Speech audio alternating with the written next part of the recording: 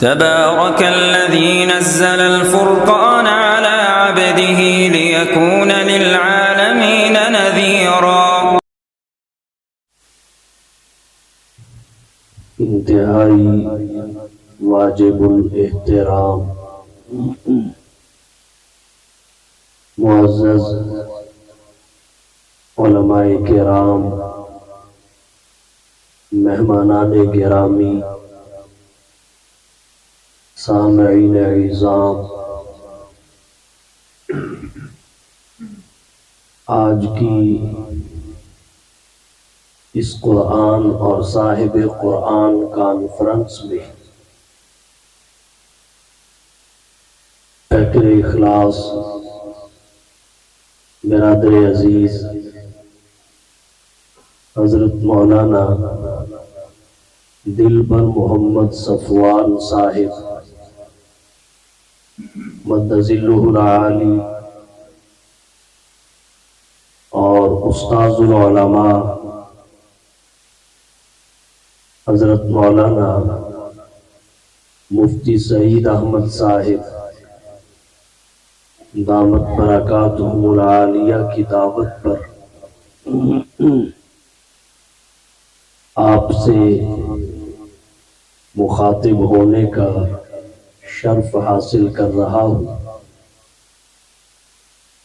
مختصر وقت میں عنوان کی مناسبت سے چند باتیں آپ کی توجہ کی نظر کروں گا۔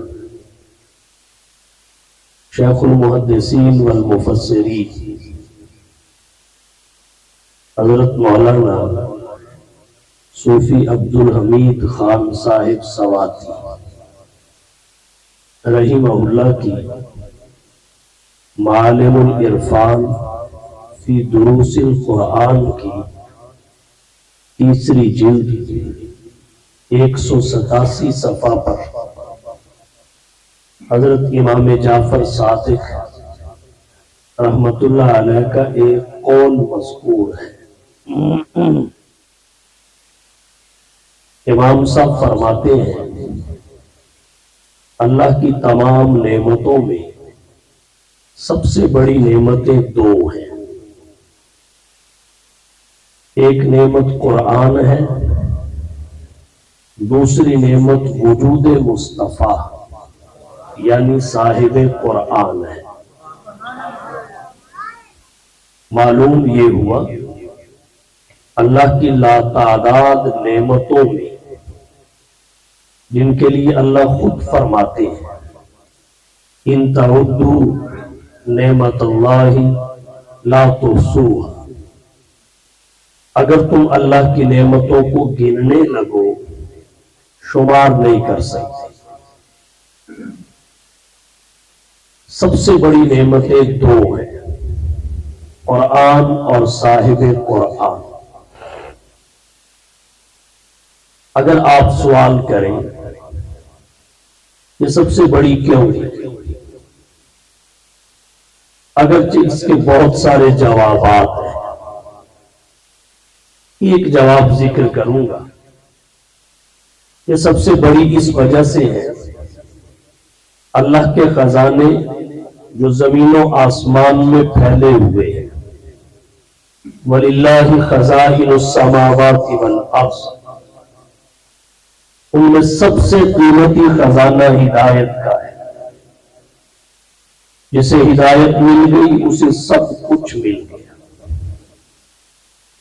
اور جو محروم ہدایت ہوا اسے دنیا کی بادشاہت بھی کیوں نہ مل جائے اس سے زیادہ قابل ترس کوئی نہیں ہوگا۔ ہدایت وہ قیمتی خزانہ ہے جس کی قیمت اس جہان میں ہمیں کامل طریقے سے معلوم نہیں ہو پا رہی۔ اس جہان میں ہم تو ہم رہے، کافر بھی سمجھ لیں گے۔ قرآن کہتا ہے کفار بھی کہیں گے لو کانوا مسلمین، کاش وہ بھی مسلمان ہوتے۔ سب سے قیمتی خزانہ ہدایت کا ہے،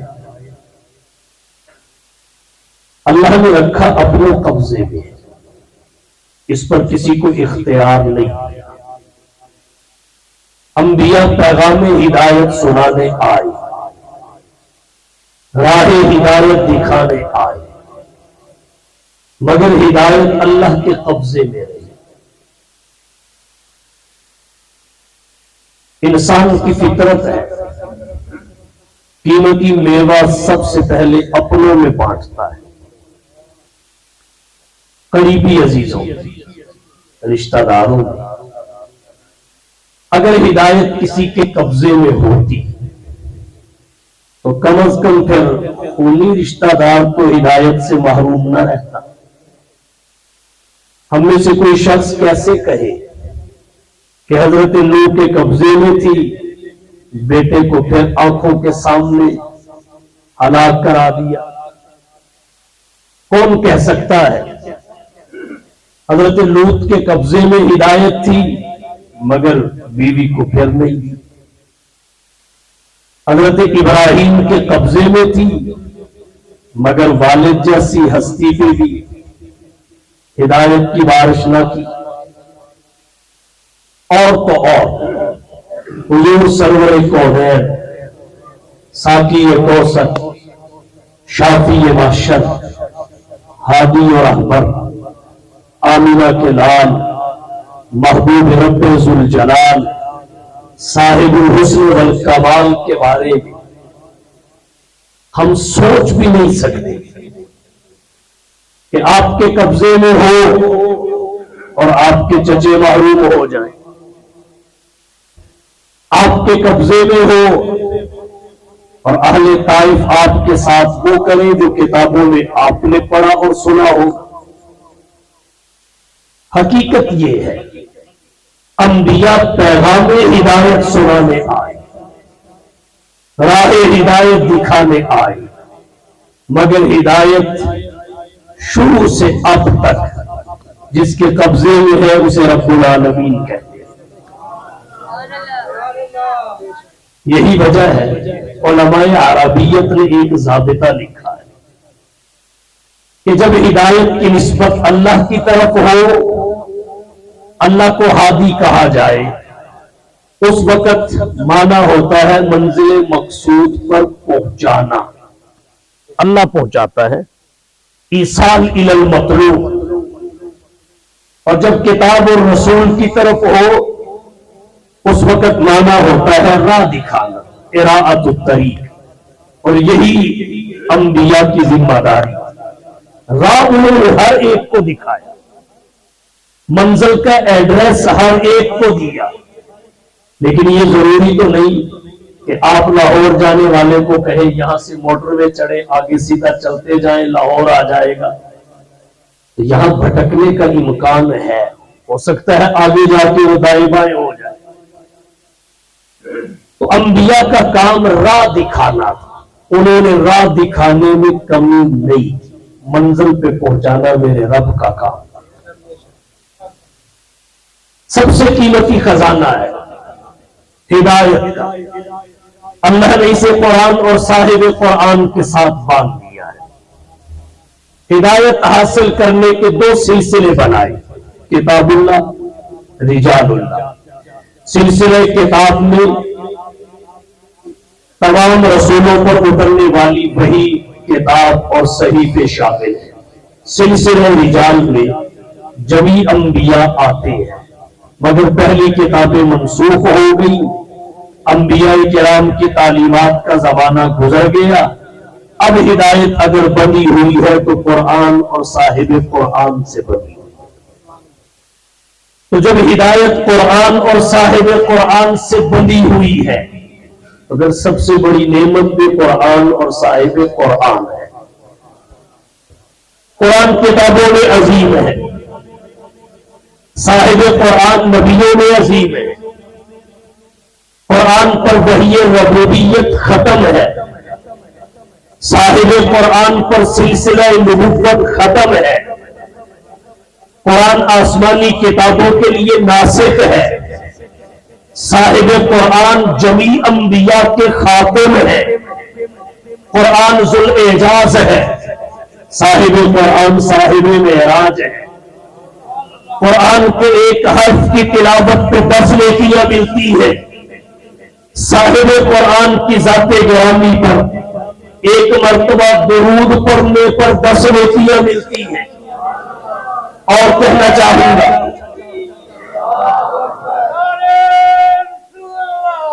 کتابوں میں قرآن رحمت ہے، کتابوں میں قرآن رحمت ہے۔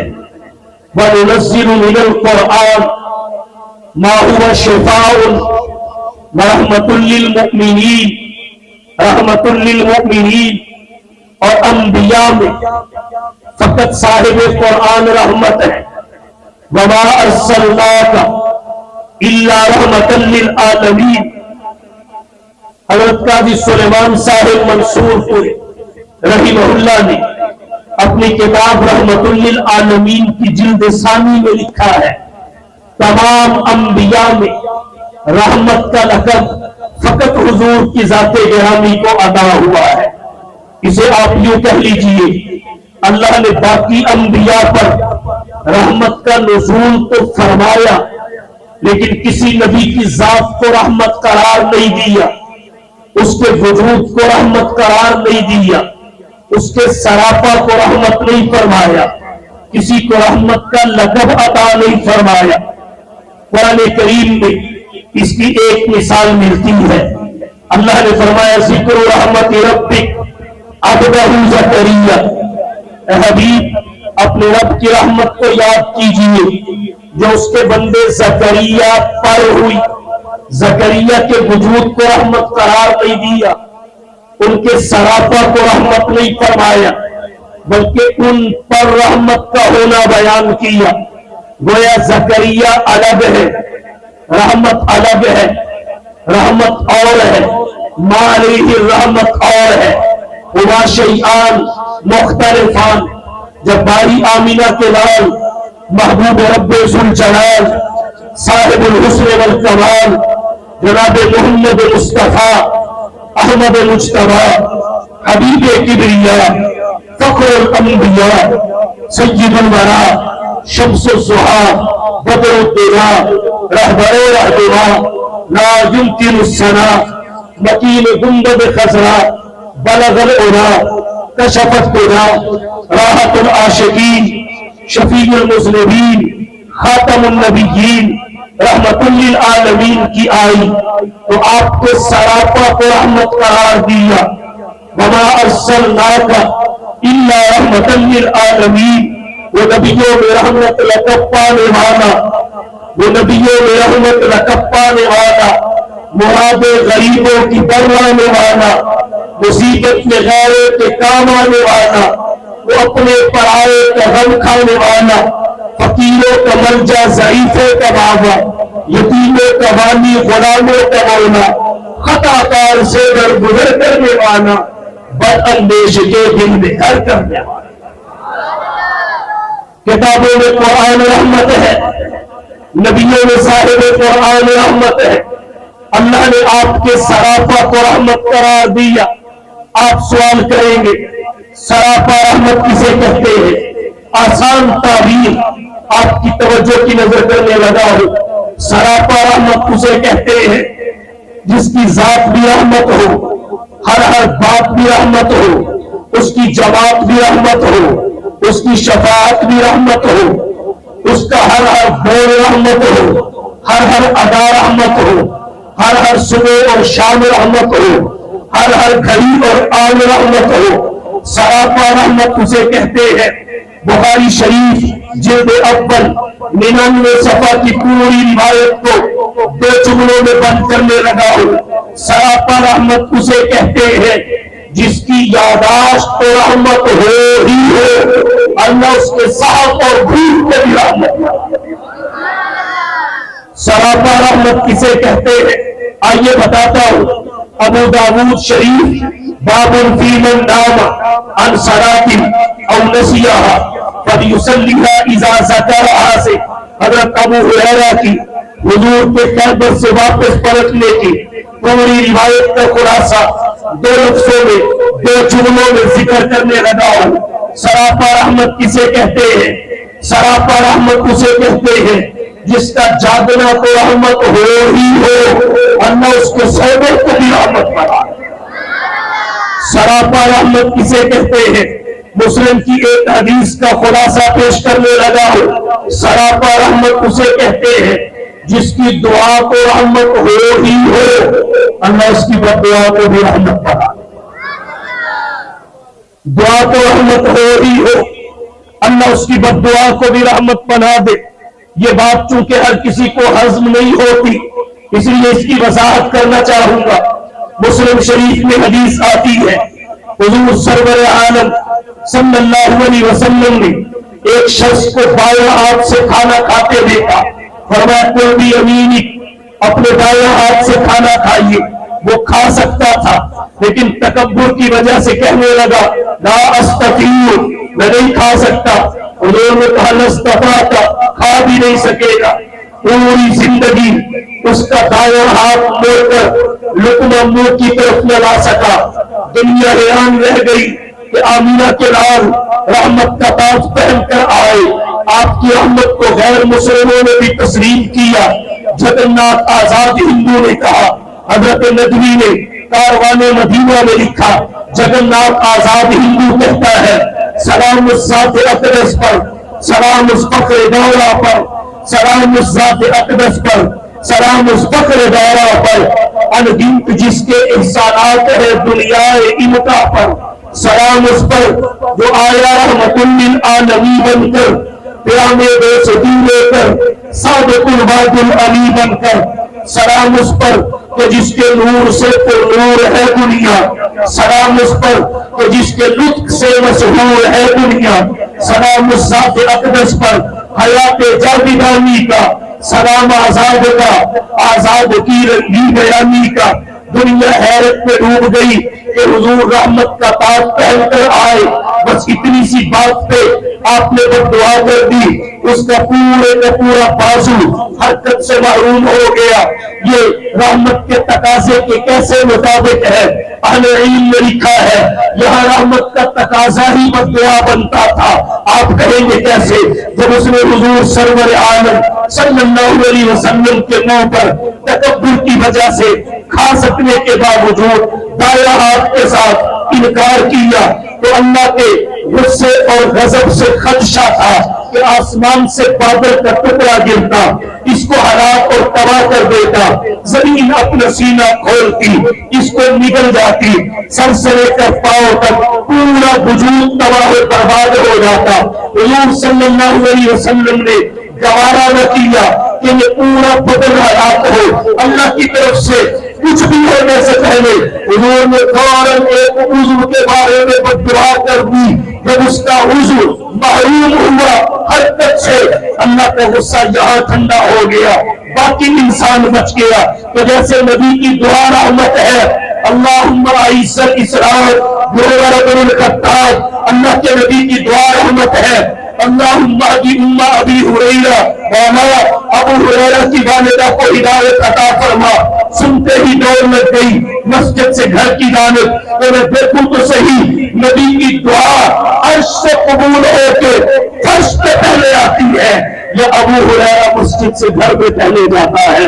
حضرت ابو ہریرہ کہتے ہیں میں مسجد سے گھر میں پہنچ نہیں پایا تھا کہ محمد کی دعا قبولیت کا لباس پہن کر پہلے نظر آئے۔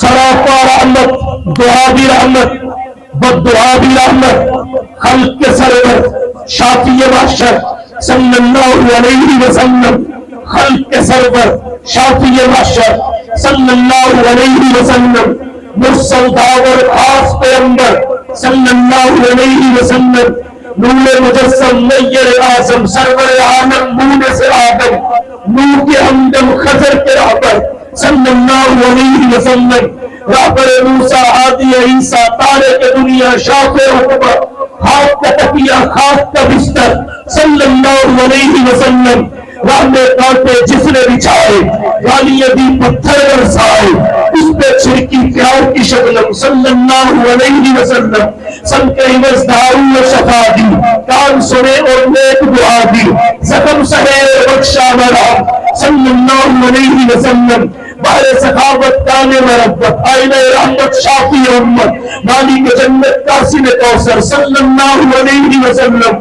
دولت دنیا خاک برابر ہاتھ کے خامی دل کے توکل مالک کشور تخت افسر صلی اللہ علیہ وسلم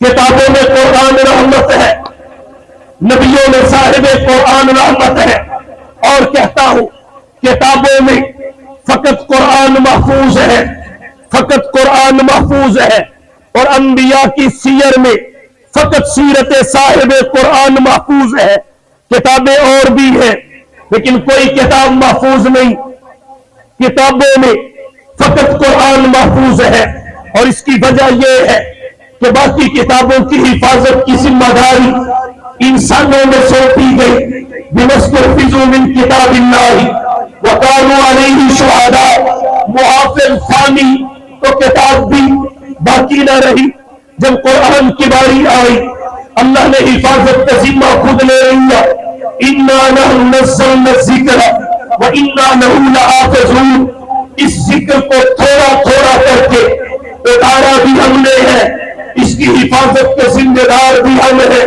ذریعہ حفاظ بنے علماء بنے قراء بنے مفسرین بنے مجتہدین بنے فقہاء بنے یہ اللہ کی توفیق اور قبولیت ہے ذمہ اللہ کا ہے اِنَّا نَحْنُ نَزَّلْنَا الذِّكْرَ وَإِنَّا لَهُ لَحَافِظُونَ حفاظت کی ذمہ داری اللہ نے لے لی اللہ باقی تو اس کی حفاظت کا ذمہ لیا وہ بھی باقی علم کلام کے ماہرین نے ایک نقطہ اور لکھا ہے قرآن کلام اللہ ہے باقی کتابیں کلام اللہ نہیں ہے قرآن اللہ کی صفت ہے قرآن غیر مخلوق ہے جیسے اللہ کی ذات قدیم ویسے ہی اللہ کی صفات بھی قدیم نہ اللہ کی ذات کو بنا نہ اس کی صفات کو بنا اس لیے باقی کتابیں تبدیل ہو گئی تحریف کی لپیٹ میں آ گئی لیکن قرآن کے ایک شوشے میں بھی کوئی تبدیلی نہیں کر سکتی کتابوں میں قرآن محفوظ ہے اس کی حفاظت کا ذمہ دار اللہ خود ہے تو یہی وجہ ہے جب کتابوں میں قرآن محفوظ ہے تو روئے زمین پہ حافظ فقط قرآن کا ہے اور کسی کتاب کا نہیں ہے جب باقی کتابوں کا متن ہی محفوظ نہیں تو حافظ کہاں سے آئے فیصل آباد کی بائبل اور ہے لاہور کی بائبل اور ہے اوکارے کی بائبل اور ہے پشاور کی بائبل اور ہے لیکن قرآن کہیں کا بھی ہو ایک ہے قرآن شرق کا ہو یا غرب کا شمال کا ہو یا جنوب کا عرب کا ہو یا عجم کا قرآن فرش کا ہو یا عرش کا ایک سطح کا فرق بھی نہیں تو جس کتاب کا متن محفوظ ہوگا حافظ بھی اسی کا ہوگا اللہ نے قرآن کو محفوظ رکھا یہاں ایک بات اور عرض کرتا ہوں اپنے بچوں کو قرآن کا حافظ بنائیے آج کا تجدد پسند طبقہ کہتا ہے آج کا لبرل اور سیکولر کہتا ہے کہ یہ جو 2-3 سال ان چھوٹے بچوں کے قرآن کریم کے حفظ پہ لگائے جاتے ہیں یہ وقت کا ضیاع ہے یاد رکھیے قرآن کریم کا حفظ اولاً ہماری دنیاوی ضرورت ہے ثانیاً ہماری اخروی ضرورت ہے میں اس کی تفصیلات میں نہیں جاتا یہ مستقل عنوان ہے اپنے بچوں کو قرآن کریم کا حافظ بنائیے یہ قرآن کتابی شکل میں منتقل ہوا امت انسانیت کی سہولت کے لیے مگر میں اس کی حفاظت کا جنین طریقہ سینہ ٹو سینہ ہے قرآن کریم ذات سے ذات میں منتقل ہوا قرآن کریم رب العالمین کی ذات سے روح الامین کے پاس آیا تنزیل من رب العالمین نزل به الروح الامین روح الامین سے رحمت للعالمین کے سینے میں آیا اور امام بخاری نے بخاری شریف جلد اول باب کیف کان بدء الوحی میں روایت ذکر کی جب جبریل حضور کے پاس پہلی وحی لے کے آئے حضور صلی اللہ علیہ وسلم سے کہا اقرا حضور نے فرمایا ما انا بقارئ میں پڑھا ہوا نہیں حدیث میں آتا ہے جبریل نے اپنا سینہ نبی کے سینے سے لگایا حضور فرماتے ہیں غطنی سلاسن اور سینے سے سینہ لگا کر جبریل نے مجھے 3 مرتبہ بھیجا. شدت اس قدر تھی خشیت علی نفسی، مجھے اپنی جان کا خوف محسوس ہونے لگا. 3 مرتبہ بھیجنے کے بعد، دبانے کے بعد پھر جبریل نے کہا اقرأ بسم ربک الذی خلق، خلق الانسان من علق، اقرأ وربک الاکرم الذی علم بالقلم. پھر حضور نے ما انا بقارئ نہیں کہا، حضور کی زبان پہ قرآن جاری ہو. قرآن سینے سے سینے میں آیا، روح الامین کے سینے سے رحمت للعالمین کے سینہ میں، علی قلبی لتکون من المنذرین. اور پھر رحمت للعالمین کے سینے سے اصحاب سید المرسلین کے سینے میں. حضور فرماتے ہیں ما صب اللہ فی صدری الا وقد صببتہ فی صدری ابی بکر، جو اللہ نے میرے سینے میں ڈالا میرے سے سینہ صدیق میں منتقل. حضور قصر نبوت کی آخری اینٹ ہے، ابو بکر قصر امت کی پہلی اینٹ ہے. حضور قصر نبوت کی آخری اینٹ ہے، ابو بکر قصر امت کی پہلی اینٹ ہے. حضور قصر نبوت کی آخری اینٹ، ابو بکر قصر خلافت کی پہلی اینٹ. آج امت اربوں میں ہے لیکن اس کی ابتدا صدیق اکبر ہے. صحابہ دین کی بنیاد ہے، ابو بکر دین کی سنگ بنیاد. وہ درویش دربار شاہ رسولہ، وہ درویش دربار شاہ رسولہ، وہ تصویر ایقان صدیق اکبر. گلستان آقا نے سینچا ہے دی کا، بہار گلستان صدیق اکبر. رسالت کی راہوں کا محفوظ ساتھی محمد کا ارمان صدیق اکبر. محمد کو سلطان سب انبیاء کے، امت کے سلطان صدیق اکبر. عرض میں نے یہ کیا، کتابوں میں قرآن محفوظ ہے، روئے زمین پہ حافظ بھی قرآن کا ہی ہے. کسی اور کتاب کا حافظ نہ ملنا اس بات کی دلیل ہے کہ کوئی اور کتاب محفوظ نہیں ہے. عیسائی کسی نسخے پہ ہاتھ رکھ کے اللہ کی قسم کھا کے نہیں کہہ سکتے یہ وہی انجیل ہے جو حضرت عیسیٰ پہ نازل ہوئی. یہودی کسی نسخے پہ ہاتھ رکھ کے قسم کھا کے نہیں کہہ سکتے یہ وہی تورات ہے جو حضرت موسیٰ پہ اتری. ساتھی کسی نسخے پہ ہاتھ رکھ کے حلفاً یہ نہیں کہہ سکتے یہ وہی کتاب ہے جو حضرت داؤد کے سینے پہ اتری. یہ شرط مسلمانوں کو حاصل ہے.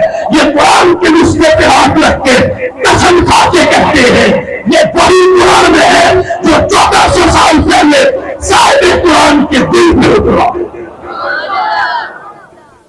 یہاں ایک بات اور عرض کرتا ہوں، اس وقت اپنی اصلی حالت میں اگر کسی کے پاس وہی محفوظ ہے تو فقط مصطفیٰ کی امت کے پاس ہے، فقط حضور کی امت کے پاس ہے.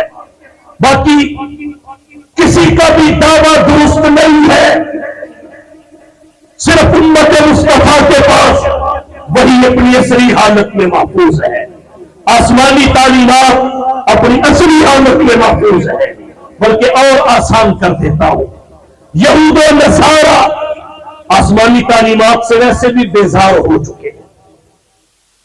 انہوں نے اپنا تعلق آسمانی تعلیمات سے توڑ لیا. مسلمان کی جلوت بھی آسمانی تعلیمات سے جڑی ہوئی ہے، خلوت بھی آسمانی تعلیمات سے. بھلا ہم کیوں کہتے ہیں مسجد حرام پر بھی ہمارا حق، مسجد نبوی بھی ہماری، مسجد اقصی اور بیت المقدس بھی ہمارا. ہم کیوں کہتے ہیں کہ آسمانی تعلیمات کے واحد وارث روئے زمین پر محمد کی امت. آسمانی تعلیمات سے رشتہ فقط نبی کی امت کا ہے، اس لیے ہم یہ دعویٰ کرتے ہیں. اور ایک وقت آئے گا اس کی علمی استدلالی دلیلیں تو بہت ہیں، ظاہری اور مادی دلیل بھی دنیا کو سے. آج عیسائی جس زبان میں انجیل اتری اس زبان میں اس کتاب کو نہیں پڑھ سکتے جس کے انجیل ہونے کے دعوے دار ہیں.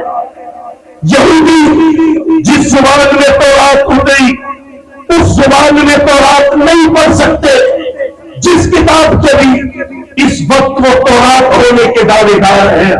آپ اس وقت دنیا بھر کے عیسائیوں کو دیکھ لیجئے، انگلستان کا عیسائی انگلش کی انجیل پڑھتا ہے، ہندوستان کا عیسائی ہندی کی انجیل پڑھتا ہے، پاکستان کا عیسائی اردو کی انجیل پڑھتا ہے، مسلمان کہیں کا بھی ہو عربی کا قرآن پڑھتا ہے،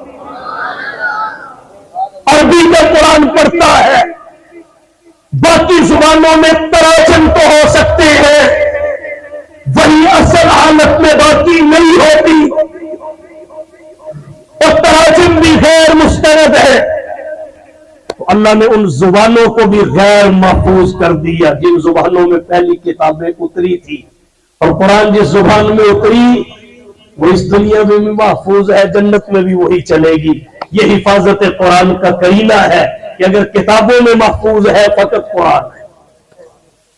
ایک بات اور کہتے ہیں، حفاظت کے کرائم ہیں، ان میں ایک کرینہ یہ بھی ہے، میں قاری تو نہیں لیکن کچھ پڑھ سن کے تھوڑی بہت معلومات ہے۔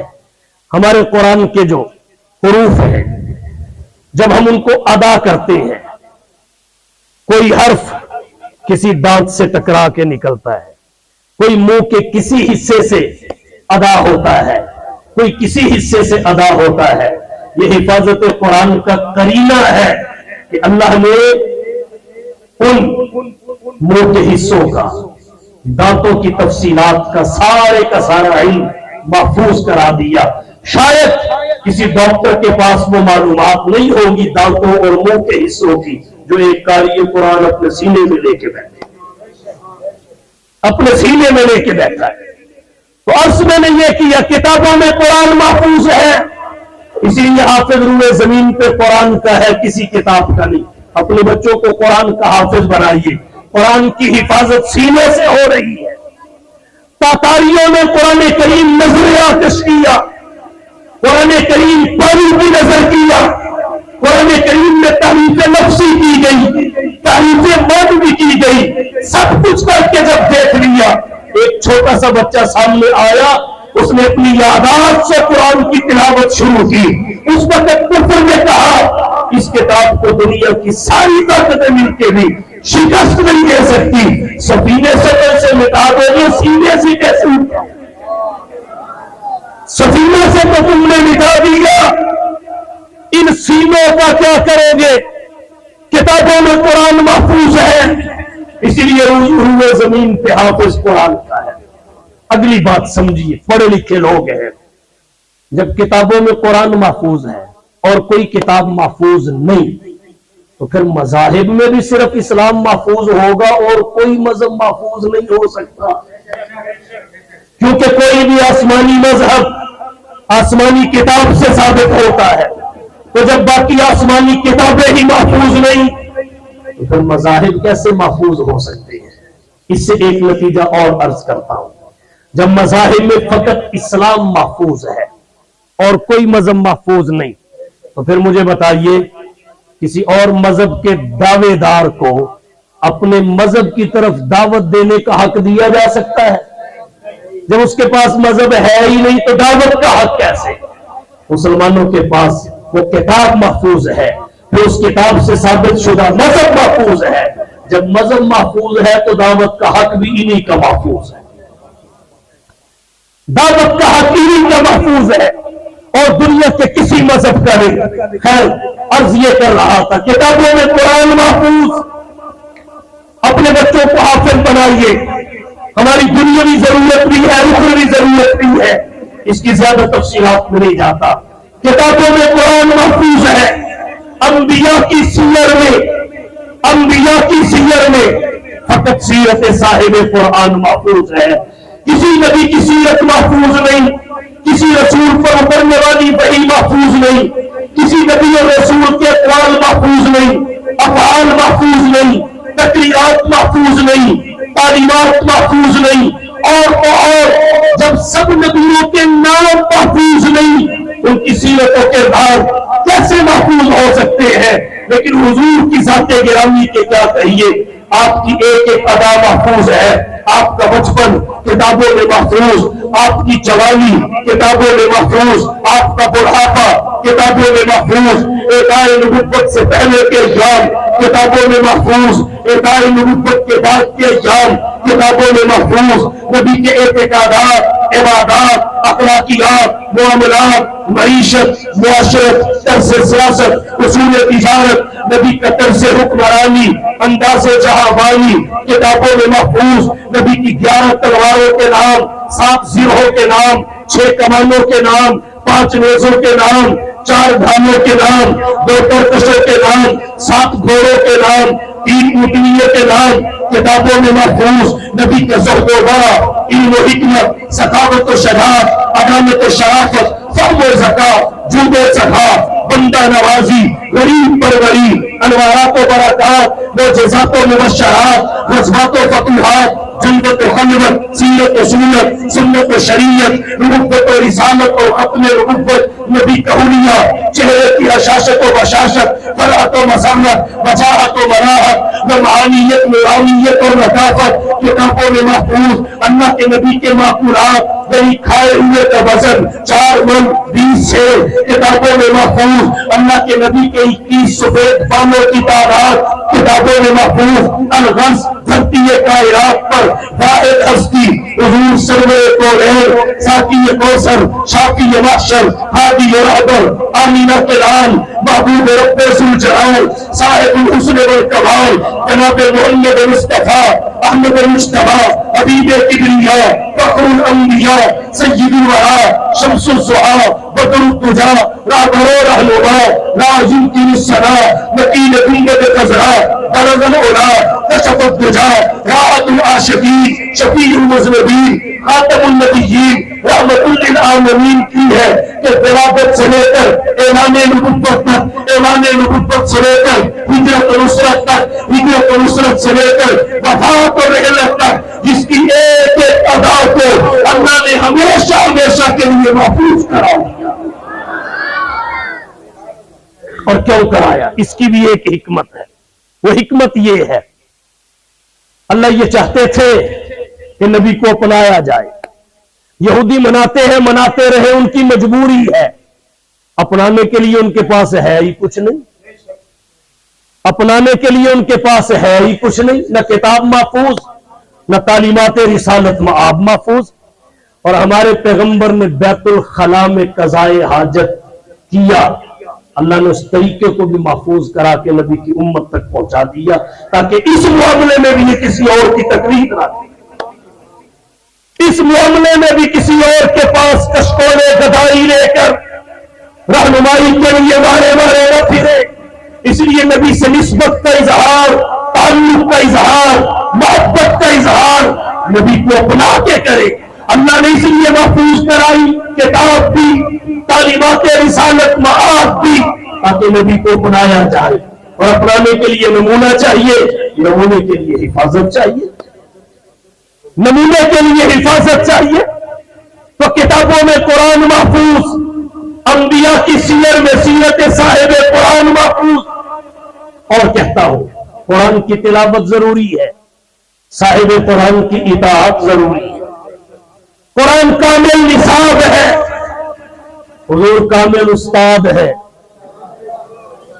قرآن کامل نصاب ہے، صاحب قرآن کامل استاد ہے۔ آپ کہیں گے کامل نصاب کسے کہتے ہیں؟ کامل نصاب میں 2 بڑی خوبیاں ہوتی ہیں، نمبر 1 محفوظیت، نمبر 2 جامعیت۔ نمبر 1 محفوظیت، نمبر 2 جامعیت۔ قرآن محفوظ ہے کہ نہیں ہے؟ قرآن محفوظ ہے کہ نہیں ہے؟ یہی ہے وہ کتاب حق جسے قرآن کہتے ہیں، یہی ہے وہ کتاب حق جسے قرآن کہتے ہیں، جسے فرقان کہتے ہیں، جسے برہان کہتے ہیں۔ یہی ہے وہ کہ جس کا منتظر سارا زمانہ تھا، رسولوں کی زبان پر جس کا نغمہ تھا، ترانہ تھا، تعارف یہ کراتی ہے خداوند تعالیٰ کا، رسولوں کا، قیامت کا، حبیب حق تعالیٰ کا، نہ کچھ تعریف کا خطرہ، نہ خدشہ کچھ خیانت کا، خدا پاک خود ضامن ہے اس کی حفاظت کا، اسی نے بھید کھولا ہے نبوت کا، خلافت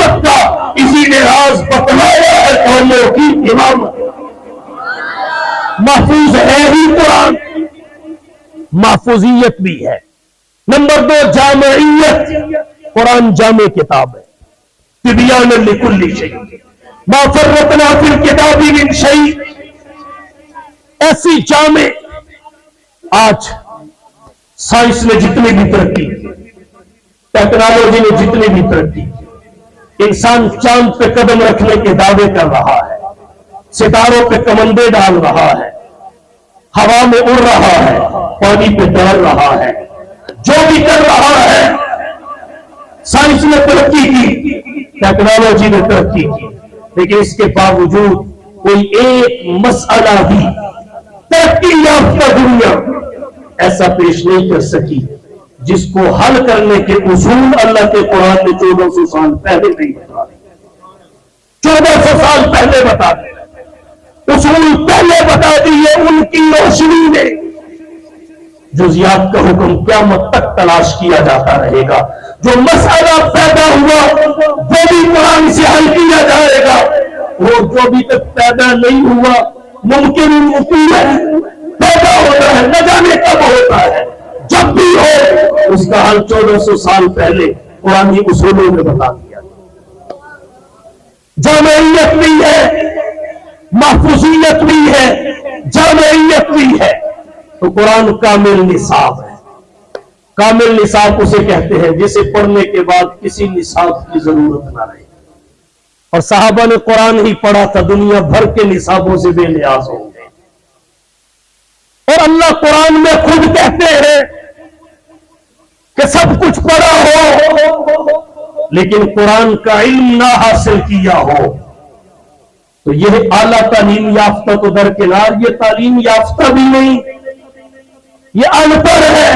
اٹھائیے سورۃ الجمعہ، وَالَّذِي بَعَثَ فِي الْأُمِّيِّينَ رَسُولًا مِّنْهُمْ يَتْلُو عَلَيْهِمْ آيَاتِهِ وَيُزَكِّيهِمْ وَيُعَلِّمُهُمُ الْكِتَابَ وَالْحِكْمَةَ وَإِنْ كَانُوا مِنْ قَبْلُ لَفِي ضَلَالٍ مُبِينٍ۔ اللہ وہ ذات ہے جس نے ان پڑھوں میں ایک رسول بھیجا، ان پڑھوں میں۔ اہل عرب کے لیے امیین کا معنی یہی کریں گے، ان پڑھوں میں رسول بھیجا۔ اب میرا آپ سے سوال ہے، کیا وہ اہل عرب جغرافیہ کا علم نہیں رکھتے تھے، فلکیات کا علم نہیں رکھتے تھے، وہ طب اور حکمت کا علم نہیں رکھتے تھے، وہ سائنس کا علم نہیں رکھتے تھے؟ آج کے ادوار سے، آج کے دور کے ماہرین سے بڑھ کے ماہر ہم ٹائم بتانے میں گھڑی کے محتاج، وہ ستاروں کو دیکھ کے بتا دیتے، وہ ستاروں کو دیکھ کے بتاتے تھے۔ ہم باپ اور بیٹے کے پہچاننے میں ڈی این اے کے محتاج، وہ سوتے ہوئے کے پاؤں دیکھ کے بتا دیتے تھے۔ ان میں یہ رشتہ ہے، ان میں یہ رشتہ ہے۔ ہمارا میڈیکل کا شعبہ ٹیسٹوں کا محتاج، وہ چہرے پر کے مرض بتا دیتے۔ ہمارا آج کا تعمیرات کا شعبہ، تعمیرات کا شعبہ اتنا کمزور کہ وہ پرانے دور کے ڈیزائن آج کل تو مستری کی دیوار سیدھی نہیں ہوتی، پلستر کا لیول ایک نہیں ہوتا۔ اگر آپ کو اس دور کے کھنڈرات کہیں مل جائیں، ان کی ذرا نفاست اور زاویہ تو چیک کریں۔ وہ فلکیات کے ماہر بھی تھے، جغرافیہ کے ماہر بھی تھے، حیات کے ماہر بھی تھے، طب اور حکمت کے ماہر بھی تھے، سائنس کے ماہر بھی تھے، لیکن قرآن پھر کہتا ہے وَالَّذِي بَعَثَ فِي الْأُمِّيِّينَ رَسُولًا، ان پڑھوں میں رسول آیا، ان پڑھوں میں۔ تو پتہ چلا بندہ پڑھا لکھا قرآن پڑھنے سے بنتا ہے، اے بی سی ڈی سے نہیں بنتا، قرآن پڑھنے سے بنتا ہے۔ اور حضور نے صحابہ کو قرآن پڑھایا اور اپنی سنت سے قرآن کی شرح کر کے دکھائی۔ روئے زمین پہ انبیاء کے بعد ان سے بڑا عالم پیدا ہی نہیں ہوا۔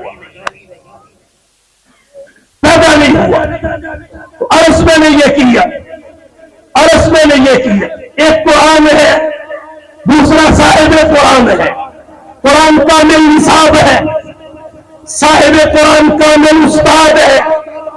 کامل استاد کی کیا خوبیاں ہوتی ہیں؟ 4 ذکر کرتا ہوں. اس کا علم کامل ہوتا ہے. نمبر 2 اس کا عمل کامل ہوتا ہے. نمبر 3 اس کا حلم کامل ہوتا ہے. نمبر 4 شاگردوں سے محبت کامل ہوتی ہے. حضور کا علم بھی کامل. اللہ نے حضرت آدم علیہ السلام کا قرآن میں ذکر کیا، فرمایا علم آدم الاسماء کلھا. آدم نے ضرورت کی تمام چیزوں کے نام سیکھے. اور جب حضور کی باری آئی فرمایا یعلمکم الکتاب والحکمہ ویعلمکم ما لم تکونوا تعلمون. آپ تو تمہیں کتاب و حکمت سکھلاتے ہیں اور تمہیں وہ بھی بتاتے ہیں جو تم پہلے نہیں جانتے. تو حضرت آدم کا ذکر شاگرد کی حیثیت سے کیا، حضور کا استاد کی حیثیت سے کیا. حضور صلی اللہ علیہ وسلم نے فرمایا اوتیت علم الاولین والآخرین، مجھے اولین و آخرین کے علوم عطا کیے گئے. علم کامل. آج یہ صحاح ستہ یہ علوم نبوت کا مظہر ہے. یہ فقہائے اربعہ کی فقہ علوم نبوت کے سمندر کے موتی ہے. اور کہتا ہوں یہ دنیا بھر میں حدیث کی تشریح میں لکھی جانے والی کتابیں یہ علوم نبوت کے سمندر کا ایک قطرہ ہے جو فلسفیوں سے کھل نہ سکا، جو فلسفیوں سے کھل نہ سکا اور نقطہ والوں سے حل نہ ہوا. وہ راج بتایا کملی مانے میں چند نشاؤ. آپ کا علم کامل، آپ کا عمل بھی کامل. جو فرمایا کر کے دکھایا، عملی نمونہ پیش کیا تاکہ دنیا کو پتا چلے یہاں علم ہی نہیں عمل بھی ہے، قول ہی نہیں فعل بھی ہے، قال ہی نہیں حال بھی ہے، لائبریری ہی نہیں لیبارٹری بھی ہے، تھیوری ہی نہیں پریکٹیکل. دنیا کے فلاسفہ اس لیے پیچھے رہ گئے، ان کی گفتار اور کردار اور فلسفہ اور زندگی اور کہنا اور کرنا اور حضور وہاں چلے گئے جہاں نہ کوئی گیا نہ جا سکے گا. آقا تیری معراج کہ تو لوح و قلم تک پہنچا، تیری معراج کہ تو لوح و قلم تک پہنچا اور میری معراج کہ میں تیرے قدم تک پہنچا. عمل بھی کامل، حضور کا حلم بھی کامل، حلم بھی کامل. طائف کی وادی میں کیا کچھ نہیں ہوا، کیا کچھ نہیں ہوا. جبریل ملک الجبال کو لے کے اتر آئے، حضور حاضر ہے آرڈر تو کیجئے. فرمایا نہیں، اللہ نے مجھے بد دعا کرنے کے لیے نہیں بھیجا، مجھے تو رحمت کا تاجدار بنا کے بھیجا. جو عاصی کو کملی میں اپنی چھپا لے، جو عاصی کو کملی میں اپنی چھپا لے اور دشمن کو بھی زخم کھا کر دعا دے، اسے اور کیا نام دے گا